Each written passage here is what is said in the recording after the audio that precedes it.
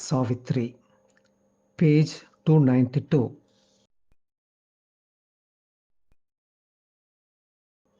All there was soul, or made of sheer soul stuff.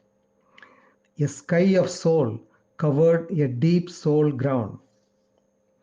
All here was known by a spiritual sense.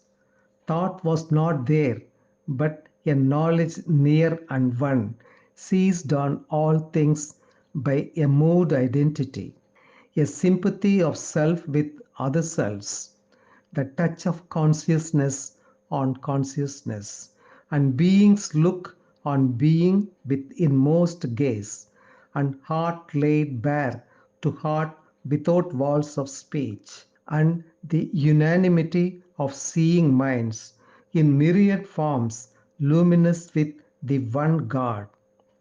Life was not there, but an impassioned force, finer than fineness, deeper than the deeps, felt as a subtle and spiritual power, a querying out from soul to answering soul, a mystic movement, a close influence, a free and happy and intense approach of being to being with no screen or check, without which life and love could never have been.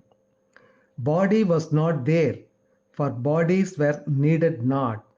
The soul itself was its own deathless form, and met at once the touch of other souls, close, blissful, concrete, wonderfully true.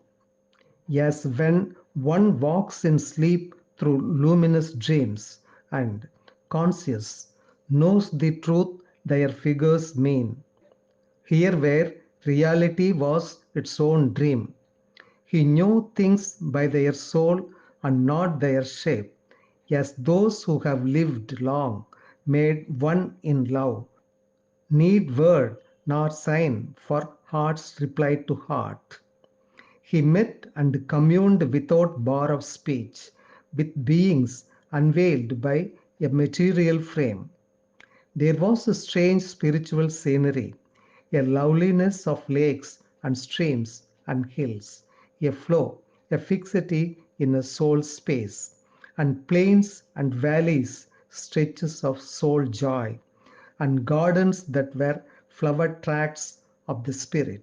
Its meditations of tinged reverie. Air was the breath of a pure infinite.